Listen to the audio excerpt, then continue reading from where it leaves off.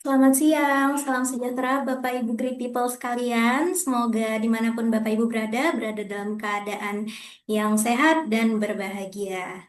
Selamat datang di acara webinar Get Together. Apa kabar Great People semuanya?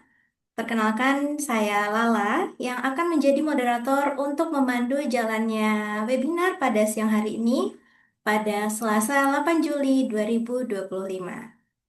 Kami senang sekali Bapak Ibu Great People semua dapat bergabung dan mengikuti webinar kami untuk membahas topik yang sangat menarik berjudul HR Expert, Tips Jitu Mengelola Dokumen Karyawan di Era Digital.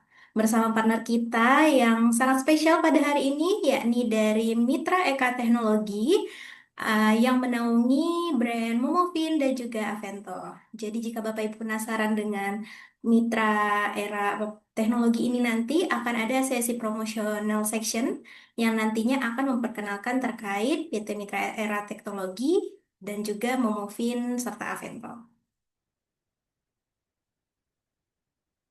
Sebelum memulai terlebih dahulu, saya akan membacakan rangkaian acara hari ini, yakni bisa Bapak Ibu semua lihat di slide. Nanti akan ada presentasi terkait kiat mengelola dokumen karyawan di era digital by Momofin atau by PT Med. Dan juga ada promotional segment untuk Momofin dan juga Grid HR. Lalu nanti akan dilanjutkan dengan Q&A dan juga akan ada penutupan.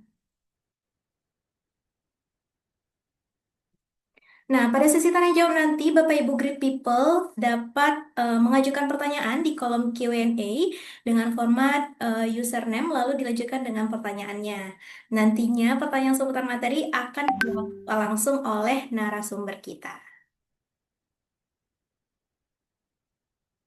Nah, setelah mengikuti webinar ini, Bapak Ibu Great People yang hadir akan berkesempatan mendapatkan sertifikat yang akan dikirimkan melalui email terdaftar dalam beberapa hari kerja. Jadi, pastikan Bapak Ibu semua mengisi data yang sesuai pada form survei nanti di akhir webinar. Nah, untuk cara mendapatkan sertifikatnya, Bapak Ibu bisa lihat di slide yang tertera di layar, yaitu Bapak Ibu bisa follow terlebih dahulu Instagram BDHR dan juga Momofin. Lalu Bapak Ibu bisa share nih keseruan dan kesan pesan sepanjang webinar berlangsung. Lalu juga bisa tag sosial media kita dan diharapkan untuk akun Instagramnya bersifat publik atau tidak di private. Lalu yang paling penting, Bapak Ibu bisa isi survei dengan scan QR code atau mengisi form nanti yang akan di-share di akhir webinar.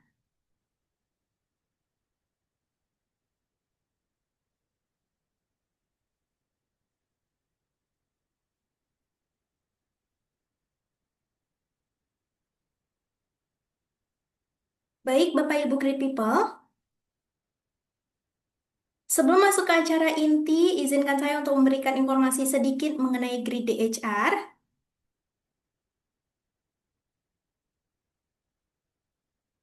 Grid HR merupakan aplikasi HR yang menyediakan solusi terintegrasi untuk proses payroll dan manajemen karyawan dengan pendekatan modern dan sederhana.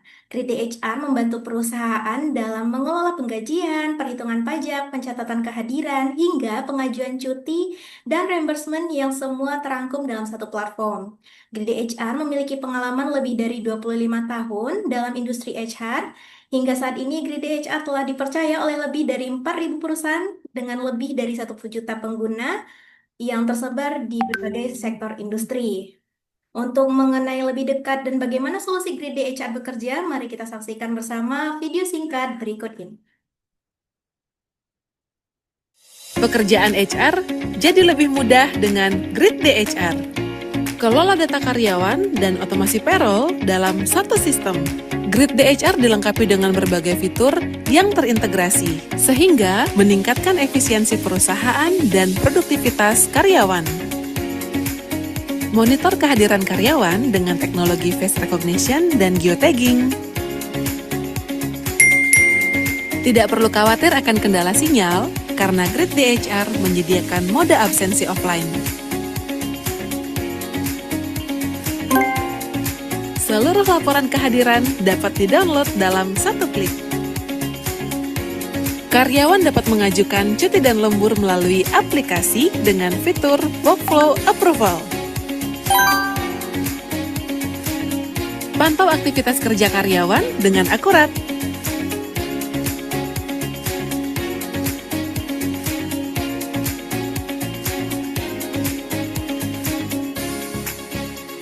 Atur jadwal shift karyawan secara fleksibel. Ucapkan selamat tinggal pada penggajian manual. Dengan fitur payroll yang terintegrasi, seluruh gaji, pajak, tunjangan, dan komponen lain dapat dihitung secara otomatis. Tersedia juga e-payslip yang mudah diakses. Ukur kinerja karyawan dengan fitur performance. Proses rekrutmen lebih efisien dan anti-human error. Bantu karyawan penuhi kebutuhan darurat dengan akses tarik gaji prorata sebelum tanggal penggajian. Rasakan pengalaman HRIS yang lebih baik. Bergabung bersama lebih dari 3.000 perusahaan di seluruh Asia. Great DHR, do something great every day.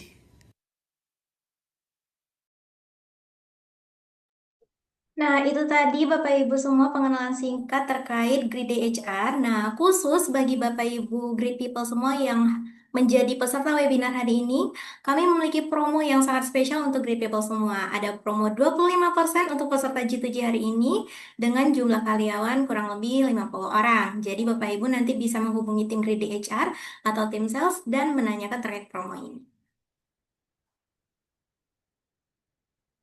Nah, Great People, selanjutnya kita akan masuk ke inti acara, yakni webinar bertajuk HR Expert, Tips Jitu Mengelola Dokumen Karyawan di Era Digital.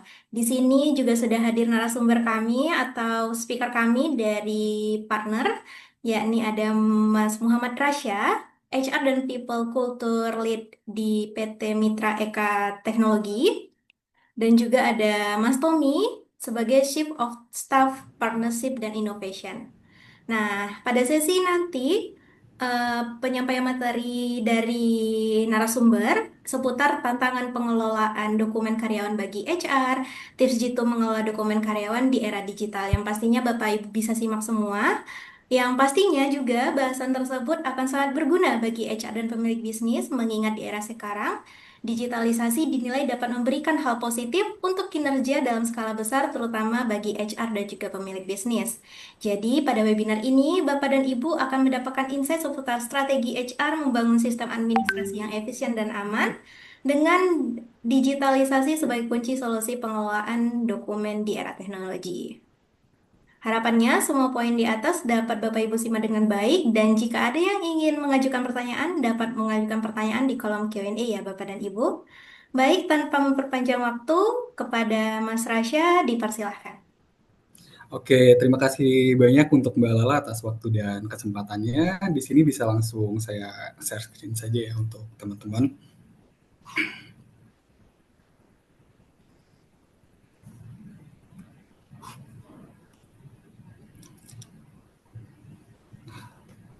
Sorry Mbak Lala untuk oke.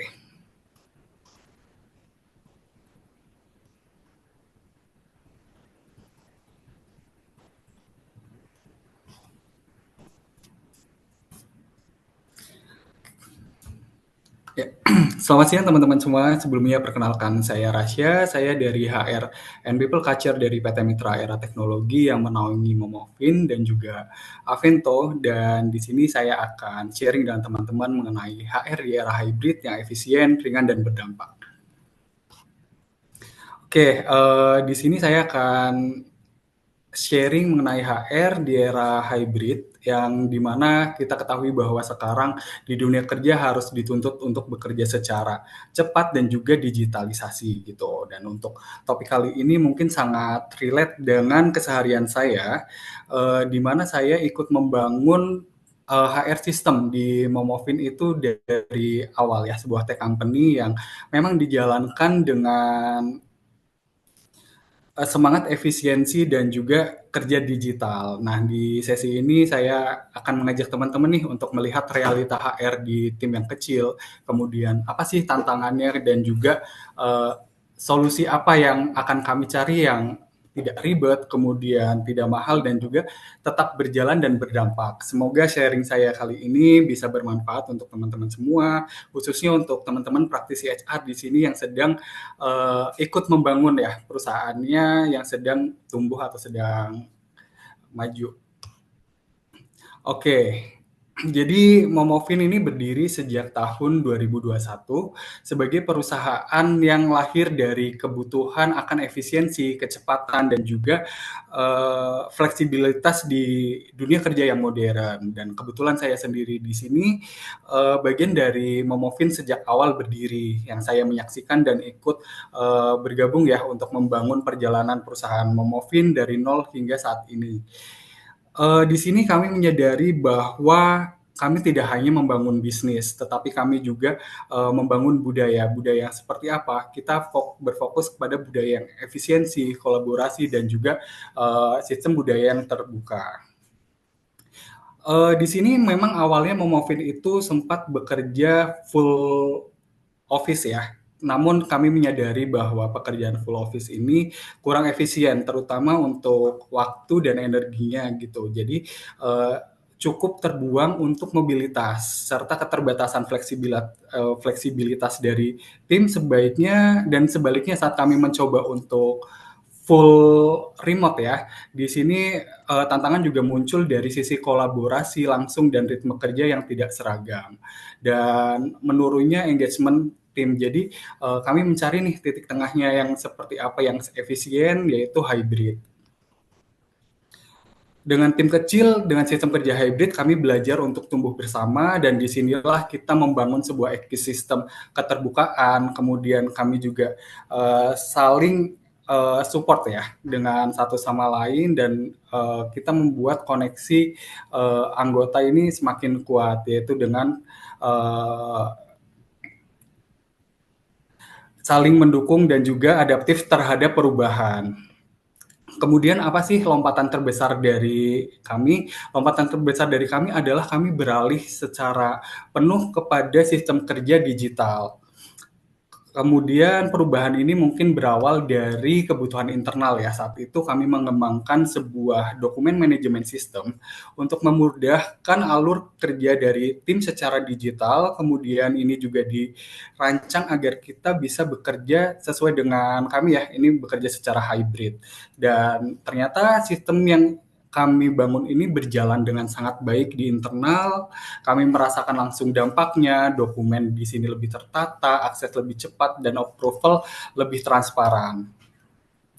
Kemudian kolaborasi antar divisi juga jauh lebih mulus. Selain itu kami juga bisa mengirimkan berbagai dokumen antar divisi atau mungkin ke klien kami menggunakan tanda tangan e-signature ataupun e-materai. Dan kami melihat dari manfaat yang nyata, kami akhirnya memutuskan untuk membawa produk ini ke pasar. Banyak perusahaan ini, harapannya kami bisa membantu perusahaan yang sedang menghadapi tantangan serupa di era kerja yang modern ini. Oke, dan tidak hanya itu, pasti di sini didorong oleh founder kita yang sangat luar biasa ya. Ada Mas Rorian dan juga ada Mas Yoga dan Mas Daryl. Saya akan menyinggung sedikit terkait Mas Rorian. Ini adalah CEO kami, seorang entrepreneur dengan 2 startup yang berhasil exit, aktif dalam regulasi ICT internasional, dan bersertifikasi sebagai CSO oleh BSNP. BNSP, ia memimpin arah strategis perusahaan dan membentuk budaya organisasi. Kemudian di sini juga ada Mas Yoga sebagai visi analis yang berpengalaman dan entrepreneur dengan 1 exit.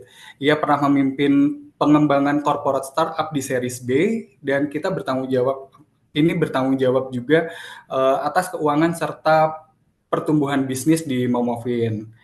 Dan juga ada dari CTO kami Mas Daryl Hoy yang ahli dalam kriptografi dan skripsi, serta pernah menjabat sebagai Principal Engineering di Tokopedia dan Stockbit. Di Momofin ia memimpin pengembangan teknologi dan arsitektur produk. Oke, kemudian realita HR di tim kecil ini seperti apa sih? Jadi di sini ya, untuk menjadi HR di perusahaan kecil itu memang harus dituntut serba bisa. Satu orang mungkin bisa menjalankan beberapa fungsi, mungkin beberapa fungsi sekaligus. Mungkin di sini bisa saya ceritakan dari diri saya sendiri. Saya di sini mengolah rekrutmen, administrasi, payroll, dan culture. Jadi, tapi dengan kenyataannya saya tidak menggunakan sistem HRIS yang proper juga gitu. Kami menjalankan dengan efisien dan biaya yang minim. Dan ketika kita menerapkan sistem hybrid juga, tantangannya akan bertambah. Komunikasi bisa terhambat, kemudian tidak dibangun bisa terhambat kalau memang ini tidak dibangun dengan kesadaran penuh, kepercayaan, dan kedekatan. Dan disinilah peran krusial dari HR itu sendiri ya. Jadi bukan hanya soal proses saja, tapi bagaimana menjaga koneksi antar divisi di tengah keterbatasan. Dan disitulah tantangannya gimana caranya kita tetap bisa mengurus semua hal penting, tapi tetap dekat dan peduli dengan tim satu sama lain. Dan di sini juga dengan keterbatasan itu, HR Momofin juga pastinya punya misi yang kuat. Kami pengen semuanya bisa proses dengan paperless dan gak ribet. Jadi semuanya bisa bekerja lebih praktis dan lebih cepat.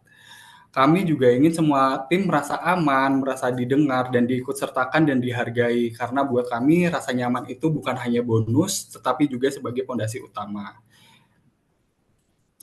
Kemudian kami juga ada update yang harus cepat, keputusan harus kolaboratif, dan yang paling penting budaya kerja yang kami bangun ini bukan hanya sekedar jargon saja, tetapi benar-benar dirasakan oleh tim dan karyawan kami semua.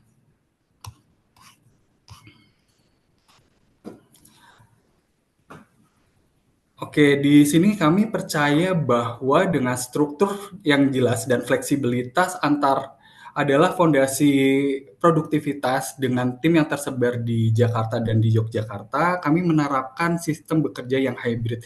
Jadi untuk tim kita yang di Yogyakarta itu mereka full remote, dan kami yang di Jakarta ini hybrid ya. Jadi di sini tetap kita adanya update setiap minggu itu melakukan update rutin untuk memastikan semua tim tetap sinkron, kemudian tetap transparansi dan terkoneksi. Kami tidak hanya mengandalkan komunikasi verbal, kami juga menggunakan tools digital, sistem dokumentasi berbasis cloud dengan tanda tangan elektronik, dan memastikan setiap proses ini tercatat dan transparan. Kemudian seluruh proses HR pun berjalan secara paperless. Untuk bagian rekrutmen ini saya udah menggunakan job portal, kemudian untuk pendaftaran application menggunakan Google Form, dan untuk absensi dan cuti ini sudah terintegrasi dengan e-sign dan Google Calendar gitu. Semua dokumen HR tersimpan aman di cloud, dilengkapi dengan e-materai.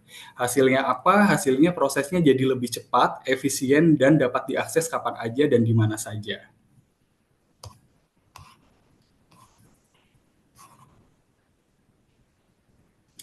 Oke, selain itu kami juga membangun budaya yang terbuka. Jadi dapat diakses oleh semua. Kami rutin mengadakan forum ya untuk karyawan ini bisa memberikan feedback mereka, langsung terkoneksi dengan CEO, CFO, maupun CTO kita. Jadi tidak hanya karyawan bisanya ngobrol dengan HR aja, itu tidak. Jadi kami sangat terbuka semua masukan dan aspirasi dari karyawan yang lain. Jadi setiap orang bebas menyampaikan ide dan menyuarakan persoalan dari yang mereka hadapi tanpa perlu mengikuti jalur birokrasi yang rumit ya. Jadi kami menghapus lapisan approval yang sangat berlapis gitu. Dan untuk persetujuan cuti juga kami buatnya itu secepat mungkin gitu, tanpa harus approval yang berlapis gitu. Jadi dengan sistem seperti ini, hasilnya yang didapatkan adalah burnout dari karyawan rendah, kemudian retensi karyawan tinggi, dan suasana kerjanya juga menjadi nyaman dan suportif.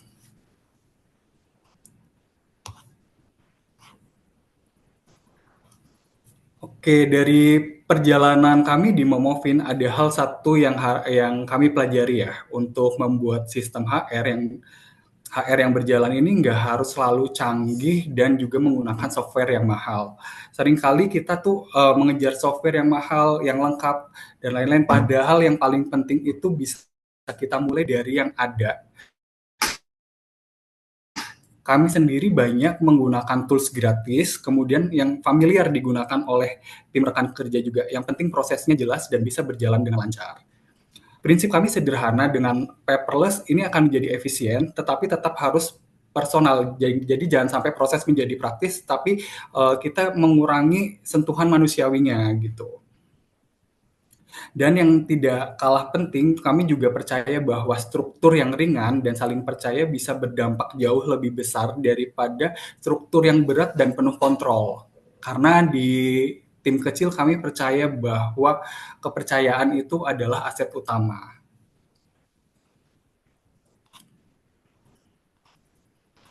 Oke, untuk membangun HR yang ringan dan efektif itu seperti apa? Terus bagaimana sih caranya kita memulai dan membangun HR yang efektif ya? Jadi pertama kita mulai aja dulu dari satu proses yang paling mudah. Nggak perlu semuanya dibikin digital atau secara otomatis. Cukup dari satu dulu yang paling penting dan paling terasa manfaatnya bagi kita. Kemudian kedua, bangunlah budaya keterbukaan, karena sejak awal kalau kita udah terbuka dan terbiasa menjadi transparan, semua proses pekerjaan itu akan lebih mudah, menjadi lebih lancar komunikasinya. Jadi tidak ribet, semua orang tahu apa yang sedang dijalankan. Kemudian tiga, kami mengadakan review proses secara rutin. Kadang ada hal yang memang sebenarnya itu harus dihilangkan, mana hal yang harus dibenahi atau diperbaiki gitu. Atau mungkin cukup disederhanakan saja. HR yang efektif itu mungkin bukan yang paling kompleks, tapi yang paling relevan dan adaptif. Gitu, teman-teman. Oke, selanjutnya jadi perusahaan kecil ini bukan alasan untuk punya sistem HR seadanya. Justru dengan tim kecil kita bisa bergerak cepat dan membentuk budaya yang kuat. Paperless bukan hanya soal teknologi, tapi mindset kita untuk terus bisa menyederhanakan. Sekian sharing dari saya mengenai HR di era hybrid. Untuk selanjutnya saya kembalikan lagi ke Mbak Lala untuk melanjutkan dengan Mas Tommy. Terima kasih teman-teman semuanya. Nanti untuk pertanyaan bisa dilanjutkan di sesi Q&A. Baik, terima kasih Mas Rasya atas penyampaian materinya terkait HR di era hybrid, di mana bagaimana nih langkah-langkah yang bisa digunakan untuk melihat peluang menggunakan sistem digital seperti itu. Baik, mungkin selanjutnya Bapak dan Ibu untuk memperdalam materi kita, selanjutnya akan ada narasumber kita lagi, yakni Mas Tommy. Kepada Mas Tommy, dipersilahkan. Oke, thank you Mbak Lala. Thank you juga Mas Rasya udah sharing tadi. Salam kenal ya teman-teman semua ya. Eh, masih ini ya, masih semangat ya harusnya ya. Oke, em, jadi habis ini aku bakal sharing beberapa hal sebenarnya. Sebaik sharingnya ini materinya lebih banyak soal, em, lebih banyak terkait soal paradigma yang terjadi. Kita ngerasa kadang, em, mungkin aku mau ceritain dikit, mungkin aku mau ceritain dikit soal, sorry bentar ya. Sorry, sorry. Mungkin aku mau ceritain dikit soal, aku mau ceritain dikit soal paradigma atau ada sedikit mungkin story sebelum aku mulai ya ceritanya ya. Jadi gini teman-teman, teman-teman pernah nggak sih ngerasa, pernah nggak sih teman-teman ngerasa kayak misalnya eh, teman-teman nggak bisa sehari nggak bisa nggak pakai AI, atau misalnya kayak misalnya teman-teman sehari nggak bisa em, kayak nggak bisa buka Instagram, nggak bisa scrolling Instagram, atau misalnya nggak bisa nggak bisa buka WhatsApp atau nggak bisa buka macam-macam kayak gitu kan. Jadi kayak ada beberapa perubahan atau ada beberapa hal yang kita rasa sebenarnya dulu itu sebenarnya kalau misalnya nggak ada solusi ini atau nggak ada penambahan teknologi ini, kayak hidup kita baik-baik aja deh. Tapi begitu kita udah kenal, nah tiba-tiba kita langsung ngerasa, bentar, kayaknya gue nggak bisa deh lepas dari ini. Nah yang paling terakhir sebenarnya adalah teknologi atau revolusi teknologi menggunakan AI. Di sini coba boleh nggak? Aku pengen ngecek nih teman-teman, boleh nggak raise hand? Siapa yang udah hampir pakai chat GPT atau pakai AI prompt base gitu ya, yang chat gitu ya, buat kerjaan teman-teman dalam hampir mungkin tiap minggu atau tiap hari, kayaknya nggak bisa lepas deh kalau nggak pakai. Coba ada satu, ada coba lagi, ada dua. Oke, tiga.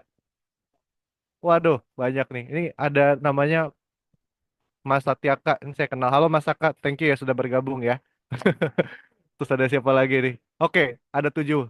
Nambah-nambah lagi ya. Nambah lagi 8, 9. Oke, good, good. Oke, aku bisa lihat. Nggak apa-apa, bisa diturunin lagi virtual hand-nya. Oke. Iya ya, jadi maksudnya bisa bisa kebayang ya kayak betapa betapa potensialnya dan tapi juga betapa mengerikannya juga teknologi AI ini gitu maksudnya. Dan um, oke, aku bakal cerita dikit gitu ya. Jadi dulu sebenarnya aku sebelum di sini dulu aku sering bantu teman-teman di venture studio. Jadi kita kayak dulu my previous working experience itu adalah bekerja di perusahaan yang memang fokus utamanya adalah research and development dan juga investasi terhadap startup. It just happen to be uh, kita sering waktu itu ada riset ke salah satu kota di Pulau Jawa gitu di Yogyakarta. Dan waktu itu saya punya teman saya, dia orang Yogyakarta gitu ya, dan dia adalah seorang professional translator. Dan waktu itu saya ada kedatangan tamu dari Amerika Serikat gitu ya. Dan memang selalu kalau misalnya ada tamu-tamu korporat dari mancanegara, ketika membutuhkan professional translator, saya akan merekomendasikan dan mereferensikan ke teman saya ini gitu kan. Gitu. Sebut aja Mister A gitu misalnya ya kayak gitu. Uh, you know what happened? Uh, terakhir saya butuh jasanya dia atau saya referensiin dia itu sekitar tahun 2022. Jadi sekitar 3 tahun yang lalu ya, teman-teman. Gitu. Dan um, apa yang terjadi?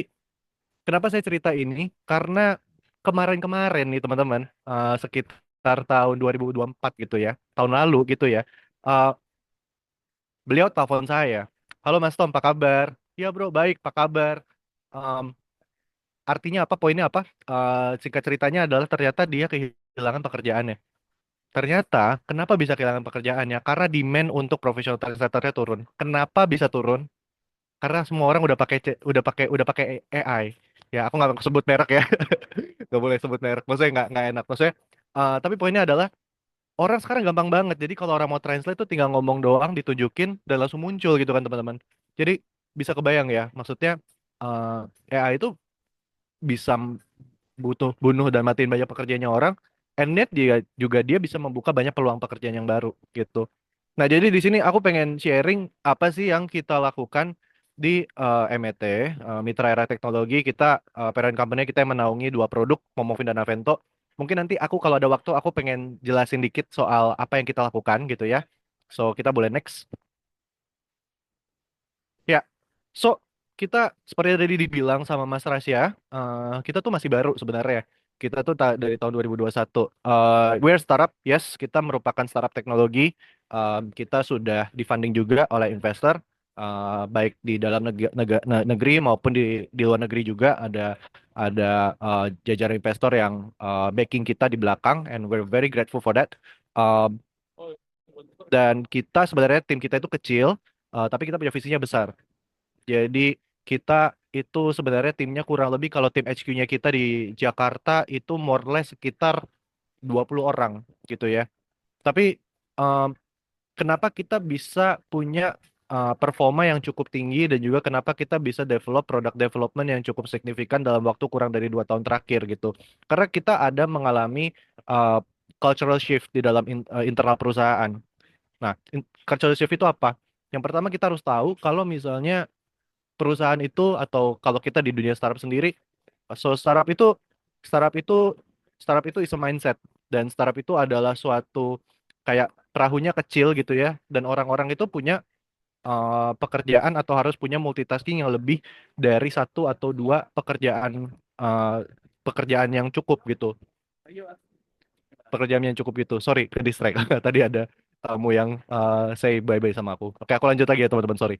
Um, jadi kita harus punya gak cuma punya semacam apa ya, kayak punya semacam SOP doang atau punya semacam uh, tiap hari kira-kira 9 to 5 atau Tango itu kira-kira kerjanya seperti apa gitu, tapi kita harus punya semacam belief system. Belief systemnya itu apa? Kita tahu bahwa kita di dalam company kita tahu kalau kita punya greater mission than this. Jadi harus tahu why-nya itu apa. Kita nggak cuman sekedar bahas how-nya aja. Jadi kita bukan masalah memimpin dengan visi atau rasa saja, tapi ini yang sebenarnya yang saya pengen kutip dikit dari CEO dan COO saya, ada Pak Mas Rorian sama Mas Yoga gitu ya.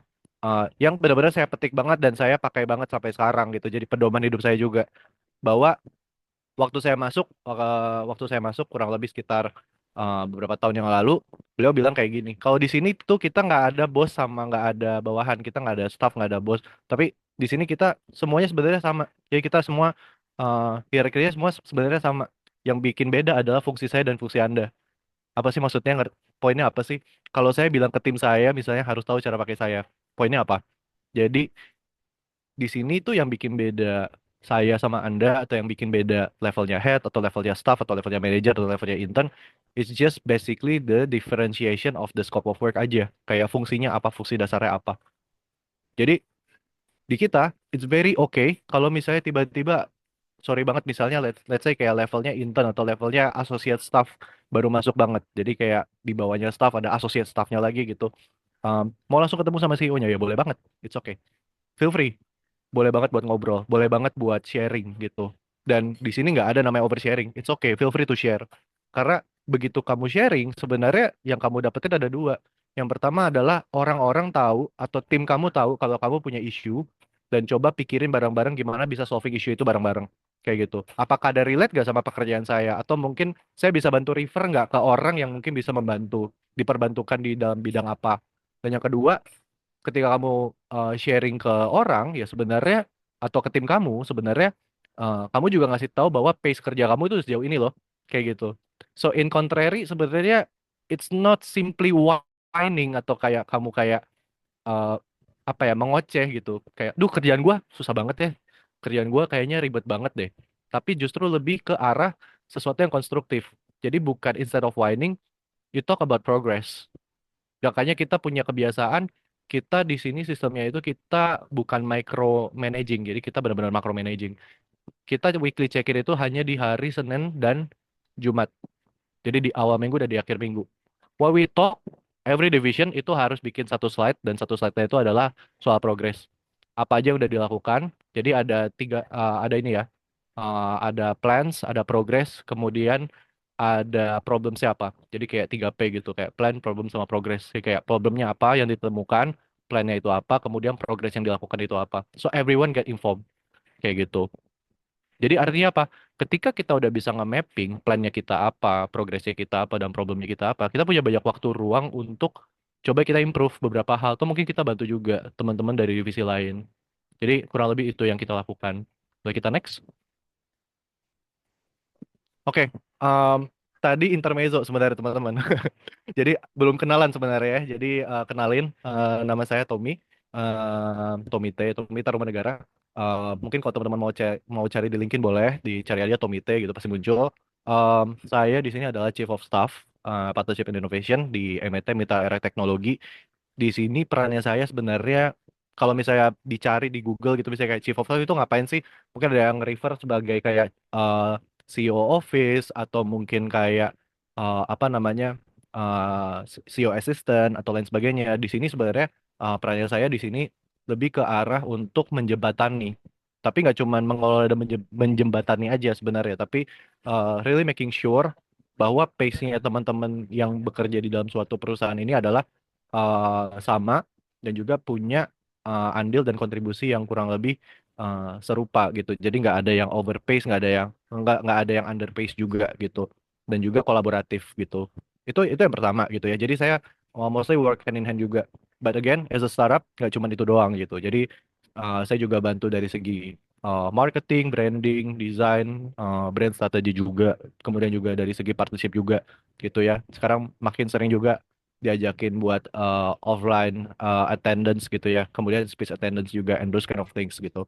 Dan why I why I agree to all of this scope of work yang very expansive, bener-bener yang kayak mungkin sekarang kerjanya ini, tapi mungkin besok bisa jadi tambah satu, tambah dua, tambah lima, and yet, well, the appreciation still the same, gitu kan, misalnya. Eh, agak buka dapur dikit, gitu ya. Eh, karena punya belief system, karena punya rasa memiliki, karena punya misi dan visi yang sama dan juga align sama yang dilakukan oleh para founder kami gitu. Jadi kita tahu bahwa oh ya kita kalau ngelakuin ini tuh sebenarnya nggak cuma kita, it's bigger than all of us. Dan aku rasa teman-teman di sini yang mungkin bergabung, baik teman-teman dari founders, C-levels, head of departments, dan juga dari teman-teman di HR department juga, I think what really resonates itu adalah gimana caranya kita bisa making sure that every person yang ada di dalam sebuah perusahaannya kita yang tempat kita kerja itu ngerti kenapa sih kita tiap hari bangun pagi buat ngelakuin ini. Itu kayak harus paham dulu nih kayak gitu. Jadi begitu itu udah dapet nih dari satu orang atau mungkin di salah satu key leaders di satu departemen, dia bakal kayak virus, dia bakal kayak mau wabah ke semuanya. Begitu pula juga dengan adopting atau mungkin kayak ada orang yang mungkin nggak seneng atau mungkin punya punya hal-hal yang cukup ambigu atau masih ada curiga dan nggak nyaman dengan pekerjaan, itu juga bisa mewabah juga, itu juga bisa meluas juga. Jadi kayak be careful who do you want to influence and what is the message of the influence, karena itu bakal jadi culture sebuah perusahaan gitu. Nah, aku bakal balik lagi, boleh kita next. Nah, aku pengen ngomongin sedikit soal efisiensi. Gini ya teman-teman ya. Em, Pernah kita sering lihat ya, mungkin ada yang sering follow juga kayak di Instagram gitu misalnya kayak e-commerce atau misalnya kayak ada apa namanya? Kayak ada akun-akun HR lah, ya kan akun-akun korporat gitu lah ya atau ya akun-akun sharing gitu ya komunitas gitu ya yang punya tendensi mengkorelasikan antara ya memang itu terjadi gitu ya, tapi banyak yang lebih banyak mengkorelasikannya adalah dengan penggunaan AI sama dengan cut cost, sama dengan efisiensi, sama dengan eh, sama dengan pengurangan manpower atau tenaga kerja, ya kan? Ada yang pernah dengar nggak? Kalau ada yang pernah relate, ada yang pernah lihat boleh raise hand jadi aku bisa lihat kayak oh ternyata bukan cuma aku doang yang denger ini. Kayak gitu. Eh, Oke, aku lanjut gitu ya. Jadi gini teman-teman, kita tuh ini aku mungkin message-nya bakalan sebagai eh, bakalan sebagai as a leader gitu ya di untuk di topik ini gitu. Mungkin buat teman-teman yang di sini punya posisi sebagai decision maker terkait manpower dan juga operasional di perusahaan mungkin sangat relate. Buat teman-teman HR bisa jadi salah satu key takeaways untuk bisa di nudge juga ke atasan gitu ya. Tapi gini teman-teman, um, penggunaan AI uh, yes memiliki korelasi terhadap efisiensi, tetapi bukan pengurangan manpower. Kayak gini teman-teman. Um, kita punya tools. Tools itu sebenarnya membantu apa sih? Membantu mempercepat proses, ya. Tetapi apakah tools tersebut bisa menjadi indikator? Apakah ini menjadi sarana utama pengambilan keputusan terbaik dan terbijak? Belum tentu ya, ya. Kayak gini ya, aku kasih analogi. Em, kita di Momofin ada punya punya kita ada memiliki beberapa departemen. Kita punya departemen finansial, tentu saja, departemen HR, departemen sales, BD, tech ops, DevOps, eh, kemudian juga desain, visual, dan juga legal. Coba kita ambil contoh satu deh. Apa ya? Misalnya contoh legal. Kita ambil contoh departemen legal. Legal itu sebenarnya kalau kita bikin prompting di salah satu AI based chat agents gitu ya, apapun itu namanya, eh, kita bisa bikin prompt kan sebenarnya kayak, oke, kamu adalah seorang legal profesional, saya akan kirimkan banyak material, kamu pelajarin, dan kamu coba bikin analisa dan kamu bikin feedbacknya. Apa yang bisa dilakukan? Kita bisa masukin misalnya kita mau nge-review PKS atau MOU atau NDA atau LOI gitu bisa aja ya. Kita taruh aja di sana. Nanti bisa muncul tuh semuanya. Dedet, semua hasilnya. Dan juga bisa dibikin response text-nya juga, bikin sampai dokumen download langsung bentuknya Word DOCX. Bisa banget, ya kan? Tapi kalau kayak gitu, apa tugasnya seorang tim legal di suatu perusahaan? Kan bisa digantiin sama AI. Ini kita ngomong case tadi ya teman-teman ya, kayak gitu. Em, Gini teman-teman, ada dua respon sebenarnya. Yang pertama, yes, efisiensiin semuanya, semuanya pakai AI, pakai yang premium aja. Kemudian suruh setiap orang diajarin pakai AI untuk bisa bikin promptingnya. Atau yang kedua sebenarnya, eh, ubah fungsinya, ubah flow-nya, ubah fungsi dasarnya, kayak gitu. Nah, yang kita lakukan apa sih? Gimana caranya kita nemuin sweet spot-nya untuk penggunaan AI dan juga tetap nge-retain timnya kita dan juga malah bukannya menurun performanya malah lebih optimal gitu. Kayak gitu. Nah, saya lanjut lagi ya. Jadi yang pertama, gimana caranya? Yang pertama biasanya kalau sebelum ada AI, semua jenis PKS, semua jenis agreement, semua hal yang berurusan dengan legal kita bakal lempar ke tim legalnya kita buat mereka semua yang kerjain gitu misalnya. Eh, Kemudian kita menunggu waktu kurang lebih sekitar seminggu sampai 2 minggu untuk diresponnya. Kemudian setelah itu seminggu 2 minggu berikutnya baru akan ada responnya, baru akan ada next action plan-nya seperti apa gitu. Nah sekarang apa yang kita lakukan?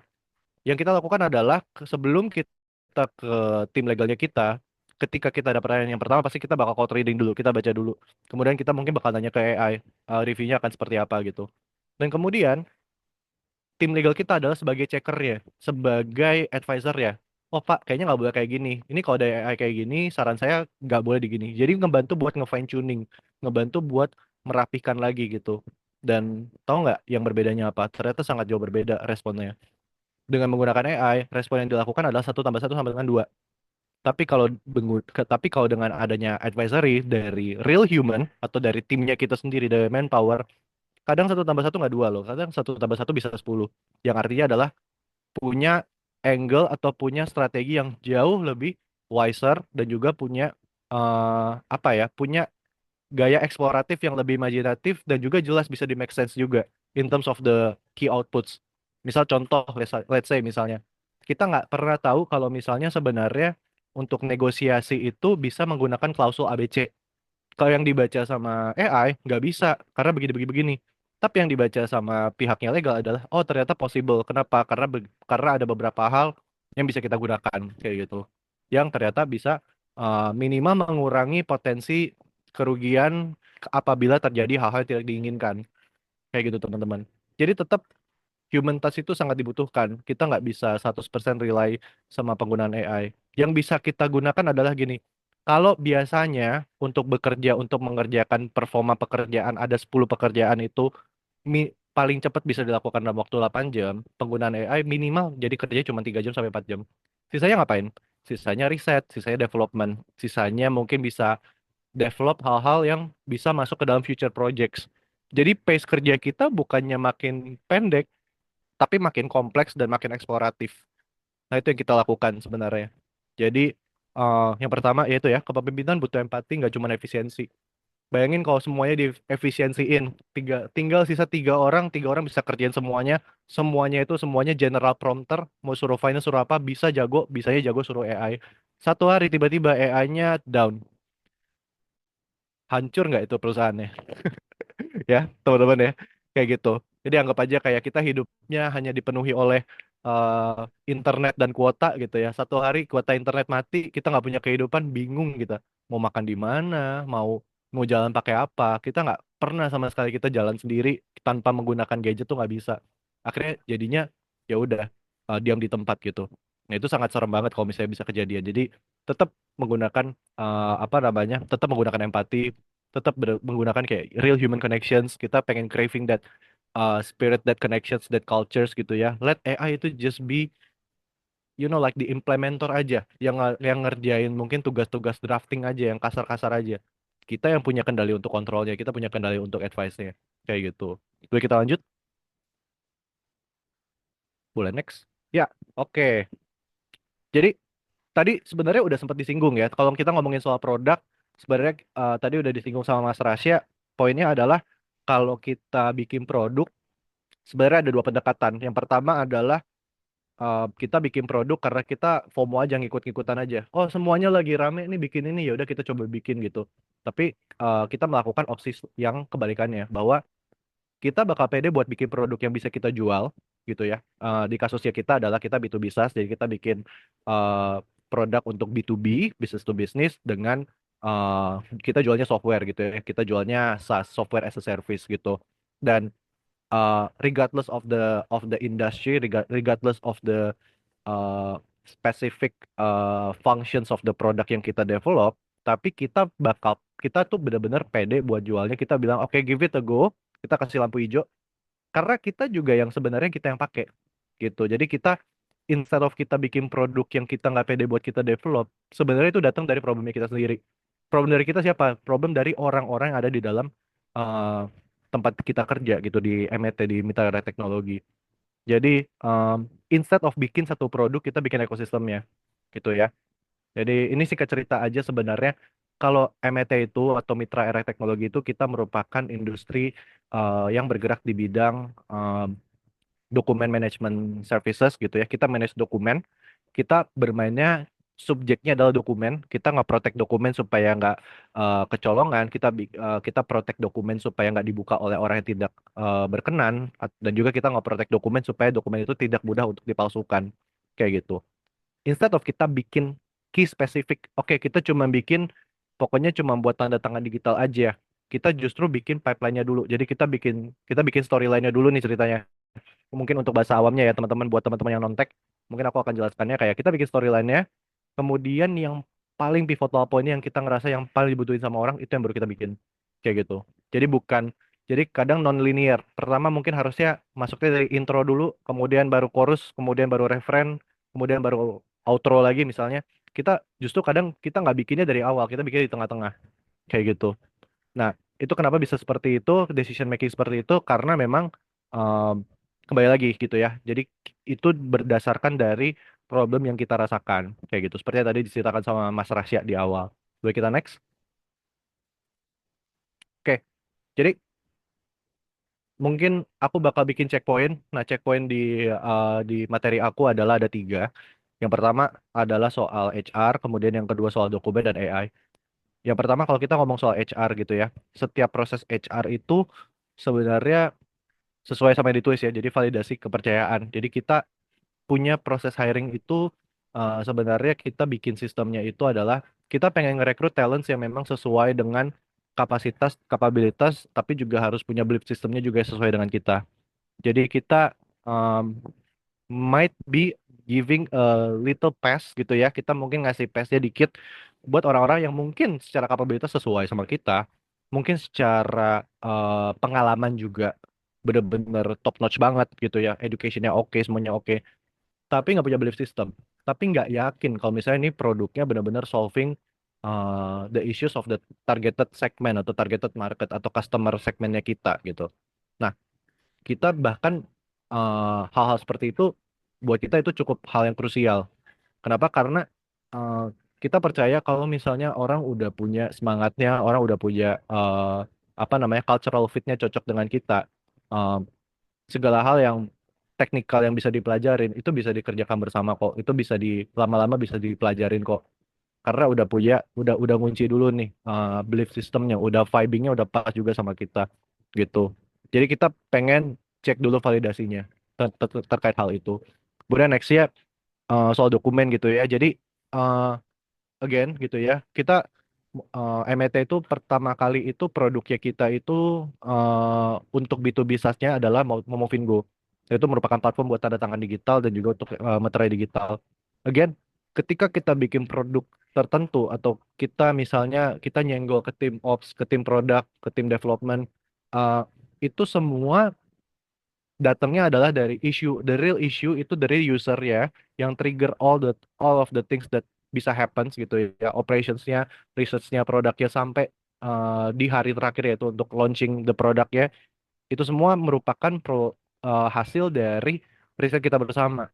Kita kayak kerja kelompok kalau kita zaman lagi sekolah gitu ya.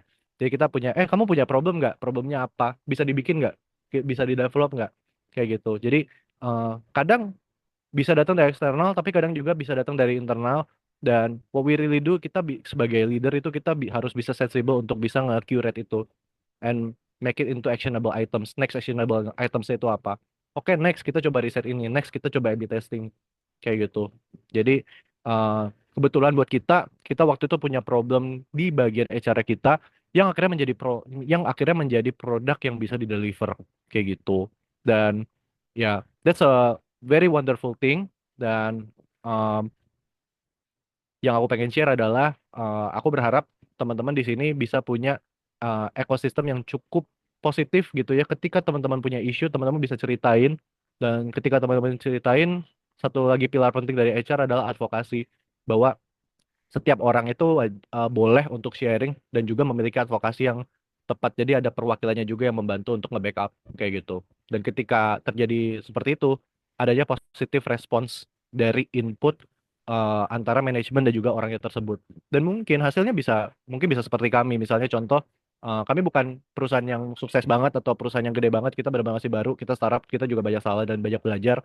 Tapi yang kita cukup bangga untuk kita bisa sharing di sini adalah ketika kita punya isu, kita bisa ngobrol ke manajemen, dan manajemen bisa ngasih respons juga, dan bahkan bisa taking action on that, dan juga bisa jadi peluang untuk bisnis ke depannya. Bisa jadi the next company direction, itu datangnya dari problem internal, kayak gitu. Nextnya, again, AI kalau di kita itu kita nggak menjadi pengganti, tapi menjadi pelengkap gitu. AI itu kita pakai untuk empowering tim-timnya kita, empowering tim operasionalnya kita, empowering all of the activities yang terjadi dalam perusahaan, regardless regardless the division gitu. Nah, jadi kita benar-benar paham banget dan kita coba implement sebijak-bijak mungkin penggunaan AI itu seperti apa, kayak gitu. Boleh kita next? Oke, jadi uh, again ya, seperti yang tertulis gitu ya. Jadi yang tidak terlihat tapi yang paling penting, uh, kita itu suka hal yang um, sebenarnya itu idenya kecil, atau sebenarnya itu sebenarnya merupakan problem yang nggak besar-besar banget, tapi kita gede-gedein. Maksudnya gimana sih? Um, kita selalu ngerasa setiap problem itu adalah peluang, dan kita punya culture di MET, baik itu di tim yang mengerjakan Bomovin dan juga tim yang mengerjakan Avento, bahwa kita melihat bahwa ketika kita menemukan suatu idea, itu kita coba riset lebih dalam lagi. Kita coba bikin semacam survei tapi bentuknya lisan gitu ya. Jadi surveinya nggak tertulis, tapi kita coba saling trigger. Contohnya adalah waktu kita lagi kerjaan Avento. Waktu itu tiba-tiba ada tim kita yang dapat email berupa pembayaran vendor. Dan itu ada invoice-nya.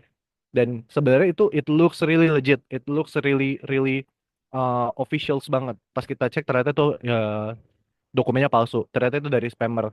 Yang kalau misalnya kita transfer, duitnya bakal hilang.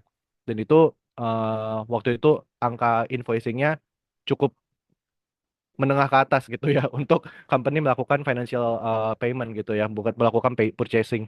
Dan dari ide itu kita kepikiran terus, kita trigger terus sampai akhirnya kita uh, final untuk dari pihak manajemen bilang, oke, let's do it. Kita bakal bikin platform yang menggunakan machine learning dan juga artificial intelligence untuk mengecek dokumen itu asli atau palsu. Hasilnya Avento kayak gitu. Jadi kita tuh suka banget sama hal-hal yang sebenarnya kelihatannya kayaknya sepele. Kalau kita lupain, kita pindah ke meeting yang lain atau kita pindah ke ruangan yang lain, it will be gone. Tapi kadang kita suka memikirkan hal-hal seperti itu karena buat kita itu the simplest idea itu can turn into very powerful next corporate action atau next opportunity juga buat kita kayak gitu. Buat kita next.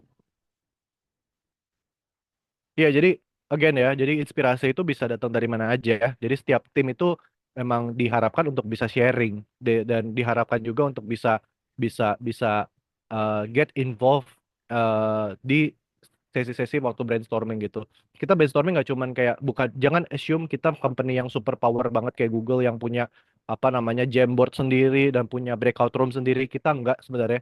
Kita simply kayak makan di kantin, lagi istirahat, begitu kita sharing, terus kita ngobrol. Kemarin tuh si bapak ini lagi kerjain apa ya? Kemarin tuh si mas ini lagi kerjain apa ya? Oh, lagi kerjain ini. Oh, itu tuh ngapain sih? Kenapa sih bikin kayak gitu? Simply kayak kepo aja. Dan juga ngasih positive input juga. Even negatif input juga diterima. Karena kalau misalnya ada yang nggak setuju, ya itu bisa jadi bahan pertimbangan kan. Oh, ini mau dilanjutin nggak ya? Kita punya prioritas yang lain nggak ya? Kayak gitu. Boleh kita next? Jadi, ya ini contoh yang paperless bukan gimmick. Jadi, eh, untuk kita bikin platform pertama untuk digital signing dan kita bikin platform untuk ada namanya Momofingo itu, sebenarnya itu bukan gimmick sebenarnya. Paperless itu bukan gimmick karena itu sebenarnya dari keresahan kita sendiri.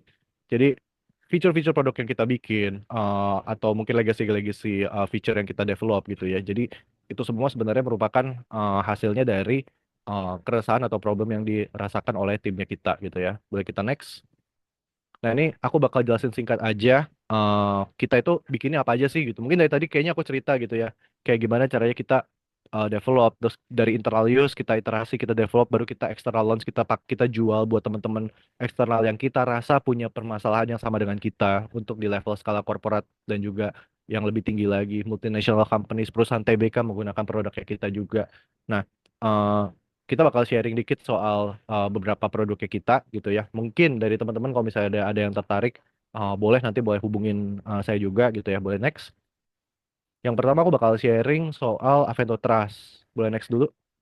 Jadi tadi ya seperti yang tadi saya bilang gitu ya. Jadi penipuan itu tinggi banget. Teman-teman kadang suka dapat tiba-tiba paling gampang misalnya di SMS, misalnya contoh kayak silakan klik link ini untuk mendapatkan poin sekian, sayang hangus nanti bisa dapat mobil ya kan.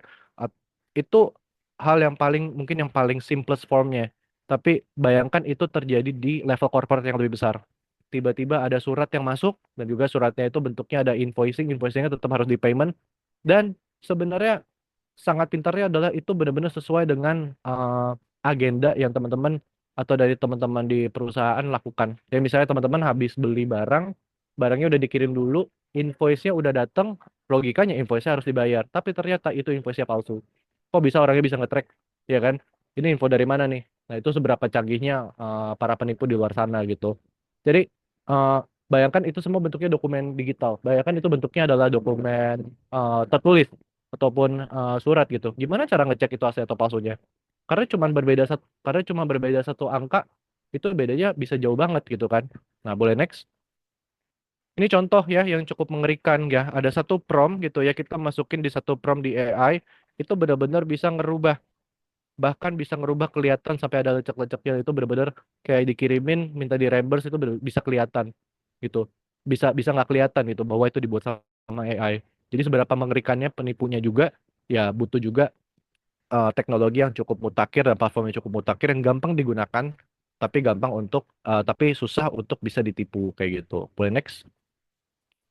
Jadi sekarang kelihatannya prompt itu kayak gini, nggak cuma di dokumen, tapi bisa buat eh, pengecekan misalnya dokumen-dokumen fisik. Misalnya ini contoh, eh, ini ini semua dipalsuin, tapi benar-benar kelihatannya seakan-akan kayak asli gitu ya. Ada ada paspor yang dipalsuin, ada KTP yang dipalsuin gitu ya. Very easy to do forgery right now. Gitu. Boleh next. Jadi yang kita develop sebenarnya dari pandangan bahwa ternyata belum ada solusi yang bisa cukup gampang tapi cukup akurat juga untuk bisa ngecek apakah ini yang asli atau yang palsu. Apakah ini dokumennya sudah diedit. Kalau diedit menggunakan apa? Pakai softwarenya apa? Di titik yang mana? Di pinpoint yang mana? Dengan itu makanya kita bisa proudly to say we are the first in the industry. Mungkin di dunia kita salah satu yang pertama juga. Boleh next. Kita bikin firewall buat dokumen. Jadi anggap aja kalau misalnya di laptop teman-teman, di HP teman-teman itu ada firewall, kalau misalnya ada virus yang mau masuk, itu langsung dicegah, kita tempelin firewallnya di dokumen. Seperti itu. Gimana caranya? Dokumennya dimasukin, diupload, dimasukin di Avento, kemudian nanti bisa ngecek tuh ada pinpointnya. Sedetail apa sih? Sedetail sampai bisa ngecek bagian mana yang diedit, kira-kira dieditnya menggunakan software apa, bisa dimunculin. Jadi kayak, oh ya ini dokumen di section yang di sini, di pixel yang di titik pixel sini sampai sini, itu bakal di mapping pixel yang diedit, kemudian bisa langsung muncul tuh kayak, oh ya ini ternyata diedit menggunakan Adobe Photoshop. Jadi secanggih itu. Boleh next? Jadi kita sebenarnya seperti eh, bouncer gitu ya. Jadi kalau misalnya ada dokumen langsung di bouncer lagi, langsung dibalikin lagi ke ke yang ngirim gitu kayak, oh ya ini nggak oke gitu. Kurang lebih seperti itu. Jadi em, anggap aja kayak ada shieldnya, ada tamengnya yang bisa mastiin ke teman-teman untuk tidak memproses dokumen tersebut. Jadi ketika itu ada muncul, oh ya ini misalnya tandanya merah, misalnya tadi ya, yang digambar gitu. Oh ini ternyata dokumennya dipalsuin. Berarti next plan-nya adalah apa? Ya dokumennya jangan ditanda tangan, dokumennya jangan diproses, dokumennya jangan diproses buat di pembayaran. Kayak gitu. Next lagi. Ya, jadi kurang lebih seperti itu ya. Compatibility-nya macam-macam. Jadi ini bisa dari JPEG, jadi teman-teman foto dokumennya terus diupload. Bahkan bisa dari PDF, DOCX, PNG, JPEG, semuanya bisa gitu ya. Jadi benar-benar universal compatibility juga. Dan ini ya, kita menggunakan machine learning dan juga AI gitu ya. Jadi produk kita itu menggunakan artificial intelligence, vision AI yang bisa memastikan bahwa di sini itu kita cukup confident. Confident level kita itu kurang lebih sekitar 85-90% for now gitu ya untuk akurasinya dan kita juga sudah digunakan oleh beberapa perusahaan yang korporasi dan perusahaan yang kelasnya menengah dan medium itu sudah menggunakan kita juga kayak gitu. Ya ini company-company yang menggunakan kita gitu ya. Jadi dari government, dari pemerintah, dari swasta, dari BUMN, dan juga dari multinational companies gitu. Dan masih banyak lainnya. Boleh next. Nah, ini terakhir sebenarnya pengen sharing dikit soal Momofingo. Jadi, Momofingo itu merupakan produk pertama kita. Jadi, Momofingo merupakan produk managing document management system. Jadi, di sini sistem untuk memanage dokumen secara digital. Eh, di dalamnya juga bisa kita juga berafiliasi langsung dengan beberapa penyelenggara dan penyedia tanda tangan digital dan juga Certificate Authority CA, e-sign dan juga Emeterai dari Peruri gitu ya. Semua digabung jadi satu. What we can say is we are one of the most complete provider platform. Kita agregator hampir seluruh e-sign dan e-KYC yang ada di industri gitu ya, bisa menggunakan Bowo Fingo. Yang bikin kita beda ada beberapa hal. Boleh next? Boleh next lagi? Ya, boleh next lagi. Ya, jadi ini ada Materai, kemudian ada e-sign juga, dan juga ada beberapa hal. Kita juga ada tambahan fiturnya sebenarnya. eh, bahwa kalau di sini untuk e-sign-nya itu eh, kita punya tanda tangan digital dan tanda tangan digital yang native by kita itu bisa digunakan gratis. Jadi teman-teman nanti boleh habis dari call ini kalau misalnya pengen coba silakan datang ke momofingo.com gitu ya. Kemudian coba trial kita bisa kasih gratis 7 hari. Kalau misalnya tertarik untuk tahu lebih lanjut bisa hubungi kita gitu. Boleh next lagi, next next next aja nggak apa-apa. Ya, jadi bisa dilihat ya ini beberapa fitur-fiturnya gitu ya. Jadi bisa tanda tangannya itu bisa macam-macam teman-teman. Jadi teman-teman bisa mengundang misalnya dokumennya dimasukin, kemudian ada beberapa pihak bisa mengundang pihak yang tersebut tanpa harus download aplikasinya. Jadi tinggal dikirimin via email, nanti bisa di-invite orang bisa tanda tangan dan ketika orang udah tanda tangan bisa ke-track ada audit trailnya. Jadi kayak misalnya contoh namanya Bapak X gitu. Oke, Bapak X sudah membuka dokumennya dan sudah melakukan tanda tangan di jam sekian, di tanggal sekian, di detik sekian, di menit sekian itu bisa muncul. Jadi benar-benar super secure banget. Dan apabila dokumen tersebut dibuka oleh orang yang tidak bertanggung jawab, dokumen tersebut otomatis nanti akan langsung ditutup gitu ya. Jadi nggak bakal dibuka aksesnya kayak gitu. Boleh lanjut, next. Oke, jadi kurang lebih teman-teman, ini merupakan slide terakhir. Jadi thank you teman-teman. Di sini kita sebenarnya aku pengen sharing em, yang sebenarnya penting dari ini semua, kenapa kita bisa develop ini semua, karena kita memang bikin cultural fit yang tepat gitu. Kita bikin budaya dari perusahaan itu benar-benar super positif untuk semua bisa bergabung, semua bisa bantu jump on board, jadi helping hands-nya juga untuk develop something yang belum pernah kita pikirkan sebelumnya. Dan itu kenapa bisa terjadi? Karena budaya itu buat kami kesimpulannya adalah ketika kita punya kebiasaan yang baik, kita lakukan terus-menerus dan secara konsisten kita encourage, akhirnya menjadi corporate culture.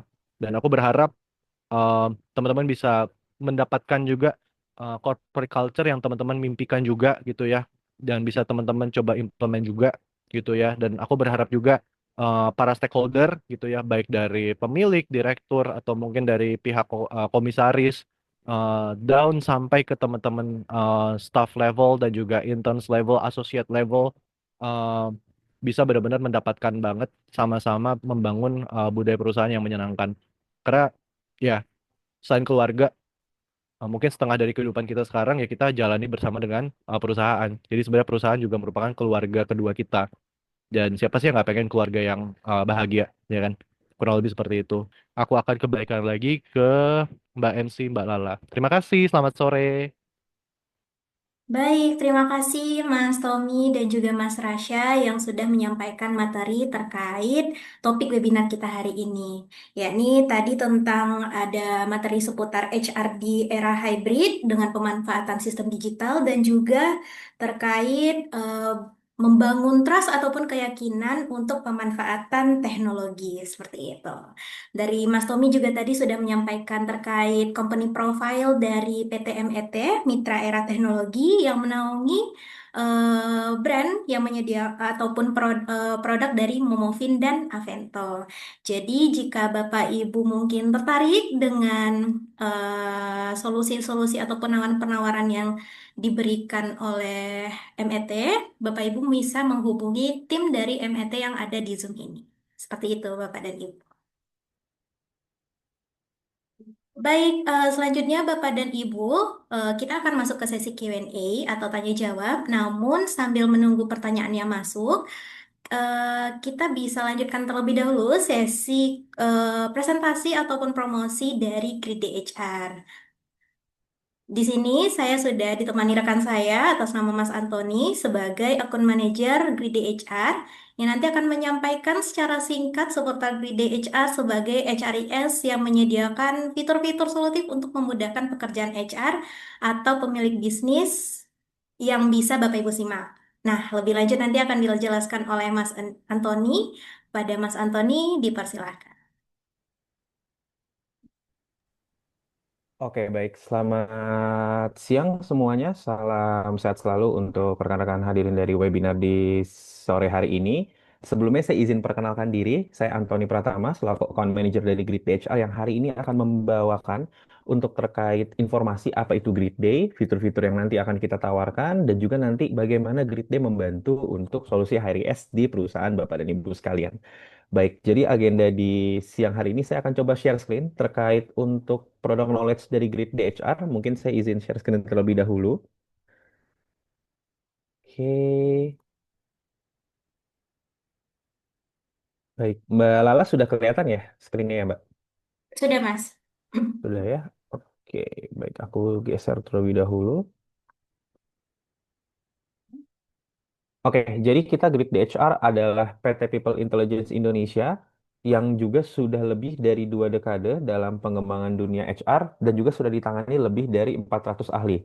Nah, untuk Grid Days sendiri ini kita sudah ekspansi di negara tetangga kita ada di Filipina, Malaysia dan juga Thailand, tapi tetap untuk pusatnya semua ada di Indonesia. Sebagai informasi, Grid DHR ini kita lokasi kantornya ada di Nisi Bintaro Campus, Tangerang Selatan atau tepatnya di Jalan Tegal Rotan Raya. Nah, nanti karena penggunaan Grid Day ini kita sifatnya cloud, jadi nanti tidak perlu ada pengadaan server lagi atau ada infrastruktur lainnya yang perlu diadakan oleh customer atau user. Ini semuanya nanti sudah otomatis dihandle dari Grid DHR lewat cloud-nya. Nah, untuk servernya sendiri, ini yang menjadi poin penting dari Grid D adalah servernya ini kita ada di lokasi gedung kantor kita sendiri. Jadi secara keamanan data dan secara kualitas itu jauh lebih terjamin karena controllingnya hanya ada dari sisi Grid DHR saja, tidak perlu ada keterlibatan pihak ketiga seperti itu.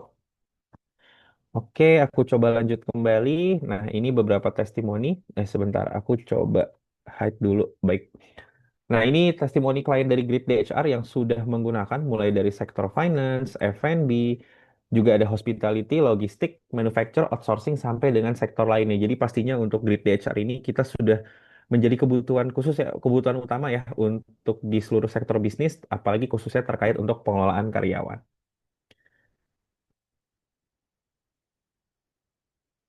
Nah, selanjutnya ini adalah keuntungan dan benefit untuk Grid DHR. Yang pertama adalah solusi lengkap HRIS dan juga yang paling penting yang menjadi strength point-nya dari Grid D adalah dari sisi after sales. Jadi nanti kalau Bapak dan Ibu menggunakan Grid DHR, kita akan siapkan dedicated customer support via WhatsApp group yang pastinya nanti ada tim support kita yang dedicated, bukan auto reply atau yang chat robot ya. Ini jadi nanti akan fokus selama 1 tahun masa berlangganan untuk full support Bapak dan Ibu terkait penggunaan sistem Grid DHR.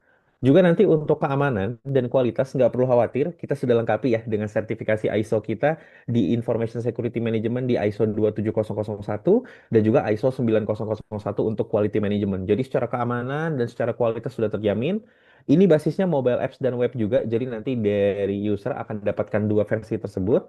Ini layanan mandiri karyawan dan proses implementasinya menyeluruh dan juga bisa mengakomodir multi company apabila ada lebih dari satu entity seperti itu. Nah, ini nanti adalah fitur-fitur yang akan kita dapatkan nih. Jadi di Grid DHR ini kita akan langsung dapatkan full core fitur, mulai dari struktur organisasi, profil perusahaan karyawan, fit, sampai juga nanti attendance, absensi, modul activity, juga nanti sampai ke payroll dan kita ada strategic modul, ada performance dan sistem rekrutmen. Nah, saya mulai dari terkait core-nya. Jadi di core ini nanti kita sudah ada struktur organisasi ya. Strukturnya ini langsung menyesuaikan sesuai dengan struktur yang ada di perusahaan. Lalu juga nanti ada profil perusahaan dan karyawan atau lebih tepatnya database ya. Jika nanti mulai dari informasi dasar, alamat, sampai nanti ke informasi training record dan ada additional field juga yang bisa disesuaikan sesuai dengan field yang nanti dibutuhkan itu bisa kita lampirkan juga di dalam profil karyawan yang ada di Grid DHR. Kita juga ada Fits. Fits ini fungsionalnya nanti untuk interaksi dan engagement karyawan ya dengan HR. Jadi nanti kalau misalnya ada informasi yang ingin dikirimkan ke karyawan ataupun mau kita filtering pengirimannya khusus departemen A, departemen B, itu bisa dilakukan dan nanti akan muncul di Fits yang ada di tampilan di layar saya ini. Nah, selanjutnya kita masuk ke absensi. Jadi di Grid DHR ini utamanya attendance-nya kita menggunakan absensi online dengan metode selfie dilengkapi dengan 3 verifikasi keamanan. Yang pertama nanti ada liveness check. Saya izin jump in terlebih dahulu. Jadi liveness check ini fungsionalnya adalah untuk nanti membantu karyawan untuk membantu memake sure apakah karyawan yang absen ini real human atau bukan, atau foto di dalam foto. Jadi nanti setiap harinya karyawan akan diarahkan untuk menoleh ke kanan, menoleh ke kiri, mengedipkan mata setiap harinya secara acak untuk memastikan kalau ini real human. Jadi tidak ada lagi kecurangan yang bisa dilakukan oleh karyawan. Setelah lolos dari liveness check, kita ada yang namanya face matching. Jadi ada base foto karyawan yang nanti akan disesuaikan dengan foto absensi karyawan setiap harinya. Jadi nanti ada persentasenya, Bapak dan Ibu bisa atur juga untuk presentasinya berapa persen. Dan juga nanti ada geotagging. Ini kita memungkinkan untuk memiliki lebih dari satu lokasi absensi. Nah, seperti itu. Juga nanti setiap harinya akan ada notifikasi reminder untuk clock in ataupun clock out. Jadi nanti ada reminder di setiap mobile apps-nya karyawan masing-masing. Seperti itu. Selanjutnya masih di attendance, kita juga punya offline mode. Nah, Bapak dan Ibu, offline mode ini fungsionalnya adalah untuk membantu karyawan tetap bisa melakukan absensi tanpa adanya jaringan internet.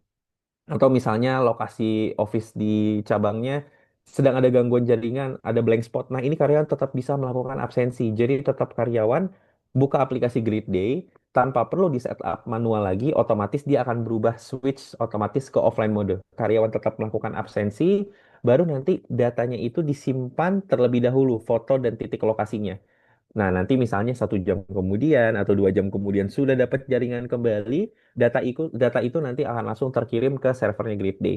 Jadi tidak ada lagi alasan karyawan tidak melakukan absensi karena tidak ada jaringan. Nah, itu adalah fungsional dari offline mode dari GripDay. Pastinya fitur-fitur yang kita buatkan ini kita belajar ya Bu ya dari kebutuhan untuk seluruh perusahaan apa sih yang ada kendalanya terkait untuk pengelolaan ARIS ini. Salah satunya offline mode ini menjadi solusi untuk perusahaan yang mungkin punya beberapa lokasi yang mungkin daerah lokasi cabangnya ini atau area office-nya ini blank spot atau sulit sinyal. Kita bantu dengan offline mode. Nah, selanjutnya juga untuk cuti, overtime ataupun perjalanan dinas, ini nanti tipe-tipenya juga bisa kita sesuaikan. Dan yang paling penting adalah reportnya nanti bisa kita akses. Kita siapkan reportnya ini template-nya dalam bentuk Excel ataupun PDF. Jadi nanti sudah bisa ditarik otomatis dan bisa dari karyawan self-monitoring nih status persetujuannya, approval-nya sudah sampai mana. Kita juga ada on duty, perjalanan dinas dengan platform dan klaim. Jadi nanti anggarannya sudah lebih lengkap.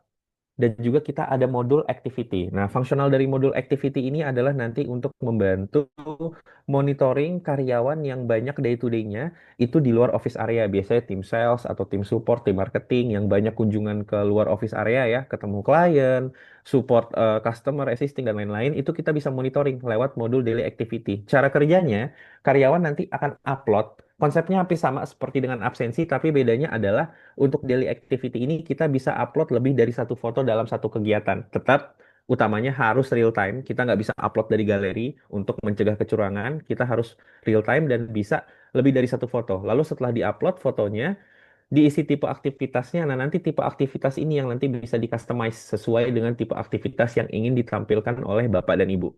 Diisi kolom-kolom keterangannya, startnya jam berapa, end time-nya jam berapa, lalu nanti di submit. Nah, ketika di submit, nanti reportnya juga akan kelihatan untuk fotonya dan juga untuk titik koordinatnya. Jadi nanti kita bisa lihat reportnya, baik dalam bentuk mingguan ataupun bulanan.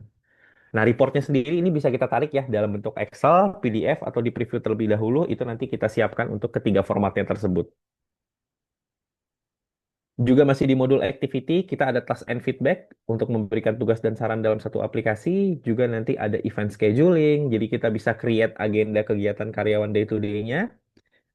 Ada ID card juga, dan juga ada polling. Nah, polling ini nanti bisa digunakan ya untuk polling internal, misalnya ada kebutuhan untuk polling internal A, B, dan C dari karyawan dan juga dari sisi super admin bisa gunakan untuk modul polling ini. Selanjutnya ada timesheet. Timesheet ini kita bisa lihat untuk kegiatan karyawan day to day-nya. Setiap harinya ada apa saja kegiatannya. Jika misalnya di jam 10 ini ada meeting A, jam 12 meeting B, dan juga nanti ini reportnya pun bisa kita tarik activity detail karyawannya tersebut. Sampai nanti kita masuk ke modul payroll. Jadi nanti untuk modul payroll ini membantu untuk otomatis dan mengintegrasikan dengan seluruh fitur dalam sistem. Untuk komponen penggajiannya juga allowance dan deduction-nya bisa kita sesuaikan sesuai dengan komponen yang ada. Penjadwalan pembayarannya juga bisa disesuaikan dan juga ini bisa multi KPP, multi tax dan multi transfer bank. Juga nanti kita bisa langsung distribusikan slip gaji ya. Nah, slip gajinya ini bisa langsung diakses dari karyawan. Jadi kalau misalnya karyawan butuh untuk hard copy-nya atau misalnya butuh untuk kebutuhan pribadi, bisa di-download langsung dalam bentuk PDF. Dan juga dari sisi karyawan nanti akan diberikan password yang masing-masing berbeda. Seperti itu. Oke, itu tadi terkait untuk perkenalannya. Dan juga nanti saya akan coba tampilkan secara singkat untuk demo aplikasi dari Grid DHR.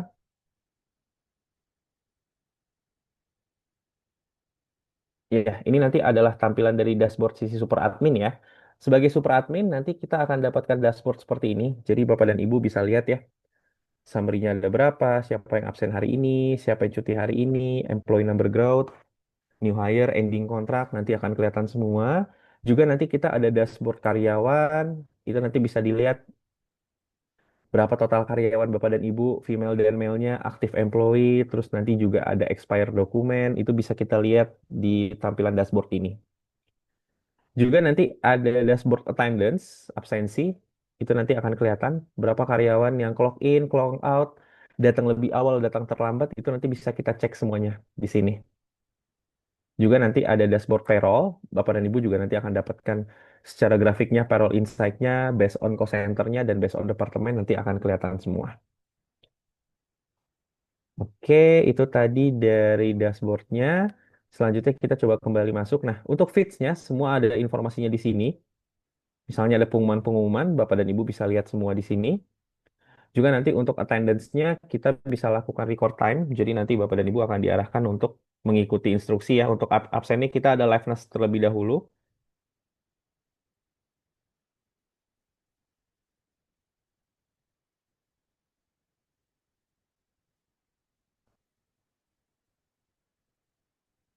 Oke, sebentar saya coba refresh kembali.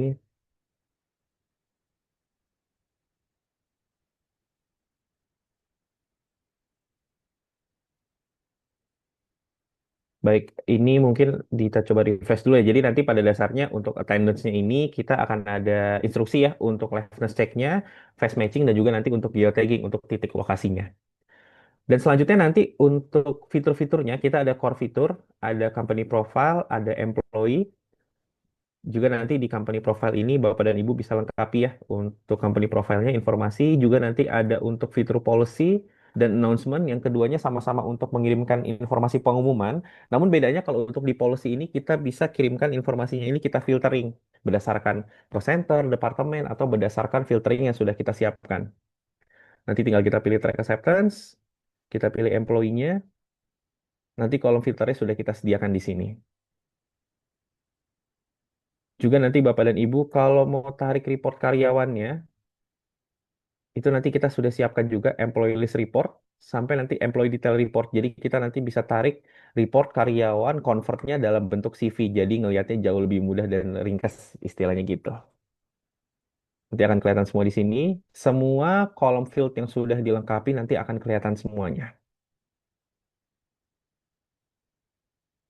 Nah, juga nanti untuk absensi, kita masuk ke attendance. Untuk fitur attendance ini, list attendance-nya nanti akan kelihatan semua di sini.